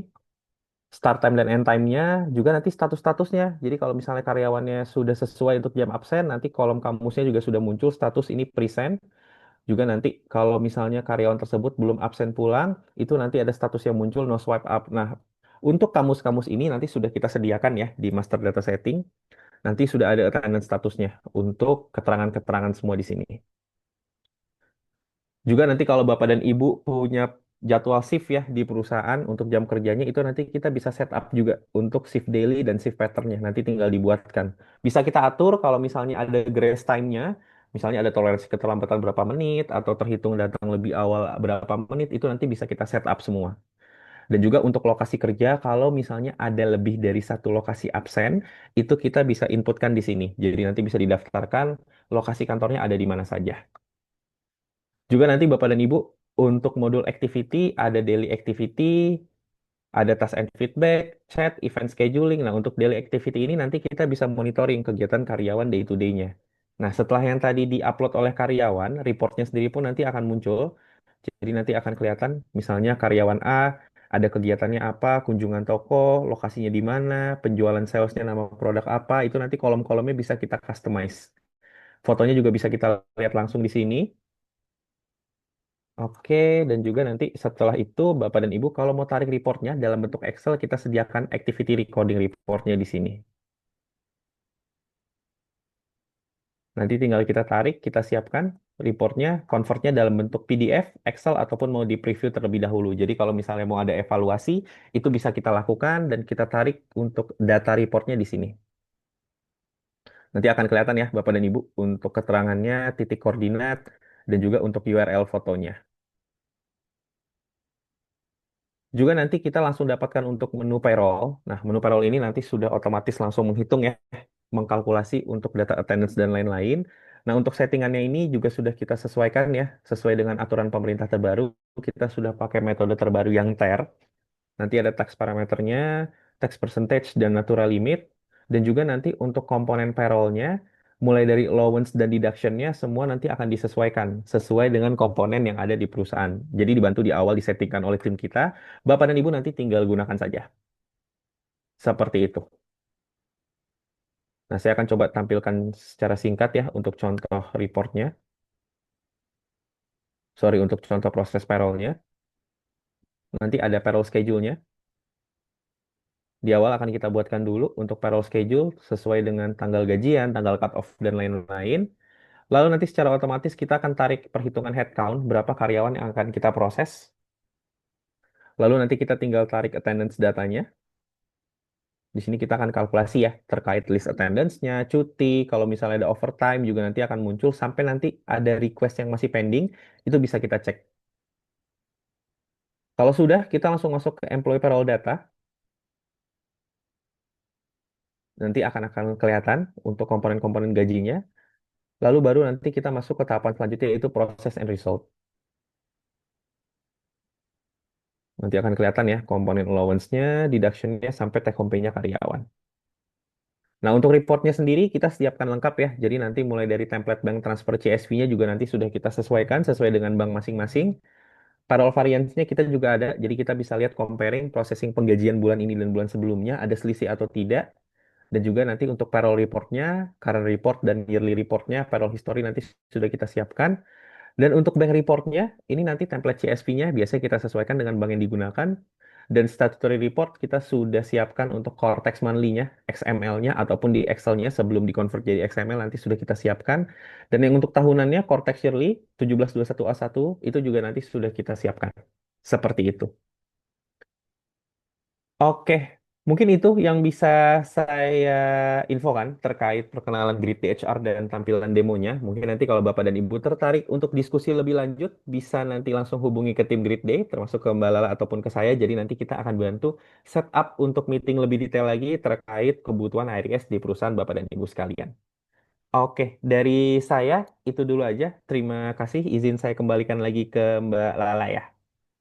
Baik, terima kasih Mas Antoni atas penjelasannya terkait company profile dari Grid HR dan juga fitur-fitur yang dapat digunakan uh, untuk Grid HR. Setelah ini pastinya Bapak Ibu Grid People akan lebih paham lagi dan mengenal lagi baik itu PT Mitra era teknologi yang menaungi brand Avento dan Momofin, ataupun juga Grid HR yang menyediakan layanan HRIS. Yang pastinya kedua hal company ini sama-sama memberikan penawaran untuk membantu proses digitalisasi dalam manajemen dan pengelolaan bisnis Bapak Ibu semuanya.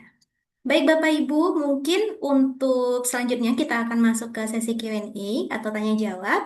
Di sini saya juga sudah melihat ada beberapa pertanyaan yang masuk di kolom Q&A. Ada pertanyaan dari Bapak atau Ibu Danik Purwandari. Apakah bila ganti pimpinan perlu ganti kebijakan untuk mencegah penumpukan berkas yang sudah tidak relevan?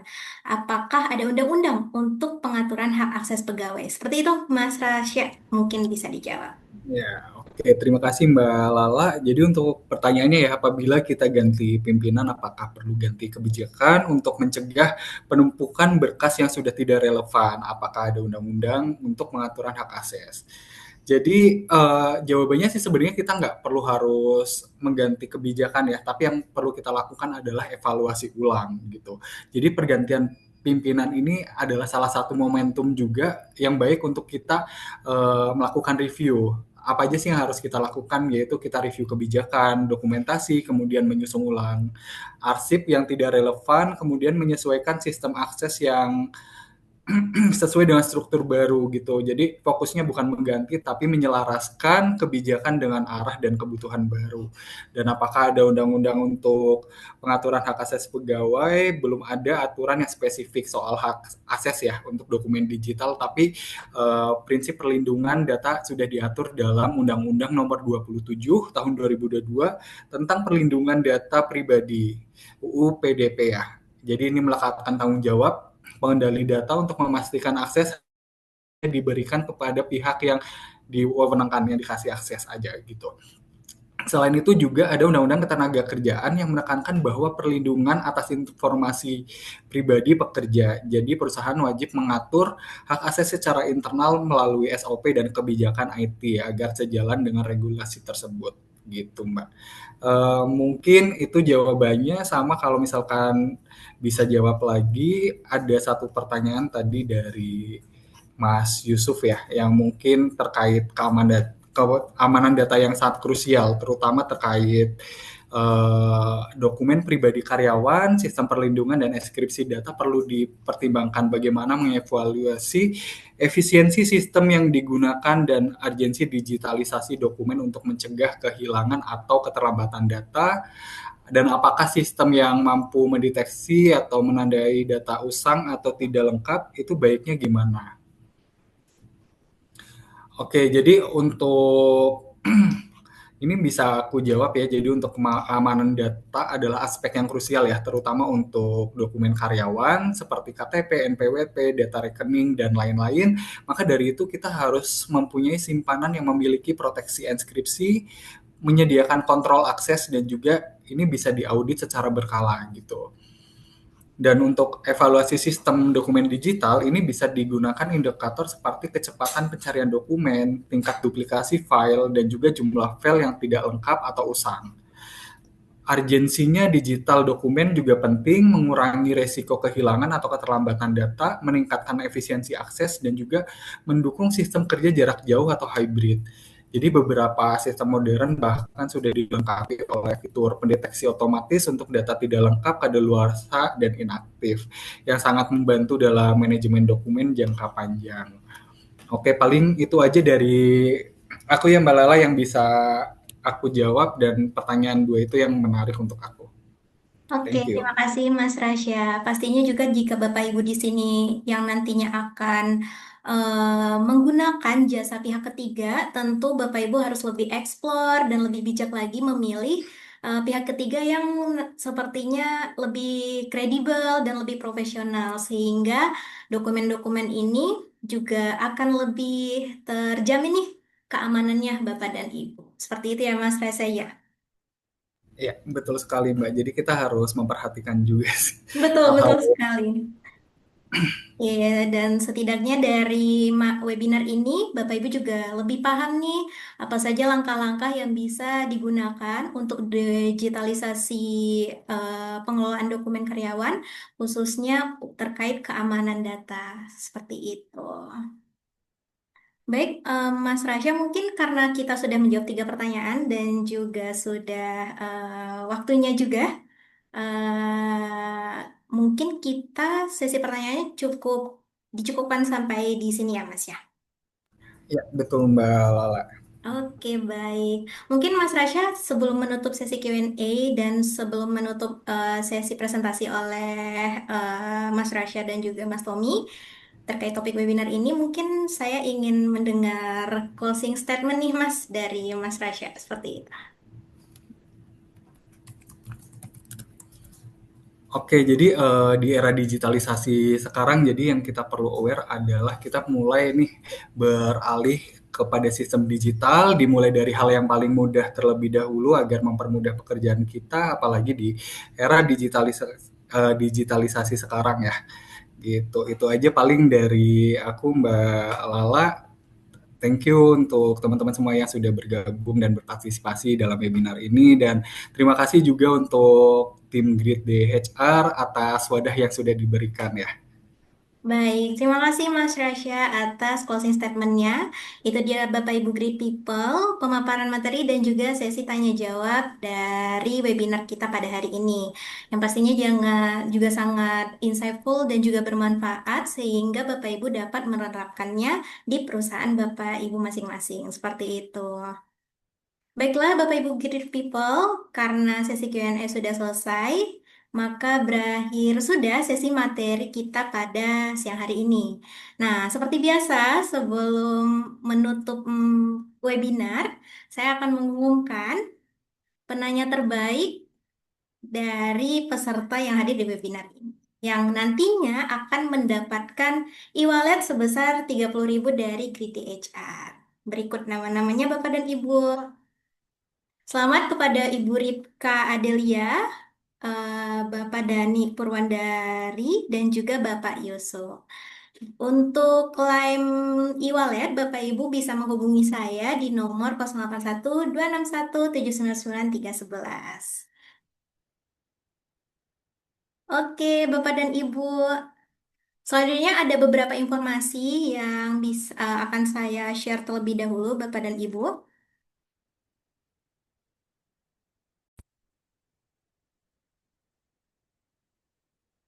Saya ingin mengumumkan kepada Bapak dan Ibu Great People semua bahwa Great Together saat ini sudah memiliki community di WhatsApp Group sebagai wadah khusus yang tentunya akan bermanfaat bagi rekan-rekan praktisi HR dan juga business owner yang hadir di webinar kali ini. Jadi bagi Bapak Ibu Great People yang ingin terhubung, silakan scan QR code tersebut berikut atau kunjungi QR code yang tertera di layar. Mungkin bisa di screenshot terlebih dahulu, Bapak Ibu.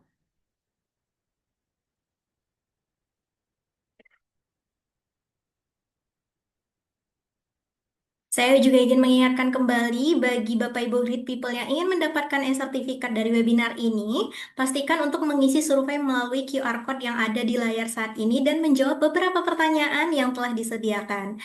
Nanti e-sertifikat akan dikirimkan melalui email dalam 3 hari kerja. Nah, untuk e-sertifikat juga nanti akan di-share bersamaan dengan materi yang sudah disampaikan pada webinar kali ini ya Bapak Ibu. Untuk linknya, jika Bapak Ibu tidak bisa scan QR code, bisa mengklik link yang sudah saya share di kolom chat.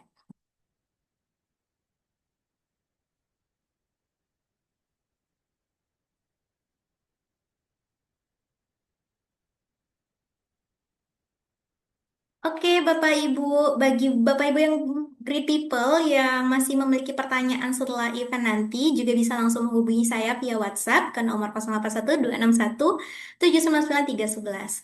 Perlu Bapak Ibu ketahui bahwa Grid DHR itu sangat rutin mengadakan webinar online seperti ini. Jadi, jika ada Bapak Ibu yang tertarik untuk berkolaborasi dengan Grid DHR dalam webinar ini, Bapak Ibu bisa menghubungi saya juga untuk partnership dan juga activation webinar.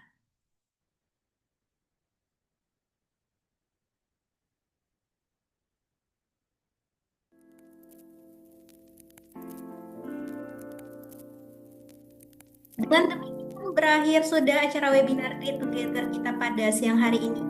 Terima kasih kepada Mas Rasya, Mas Tommy, dan juga Mas Vio dari PT MET yang sudah sharing terkait materi kita pada hari ini. Terima kasih juga kepada seluruh Bapak Ibu yang sudah meluangkan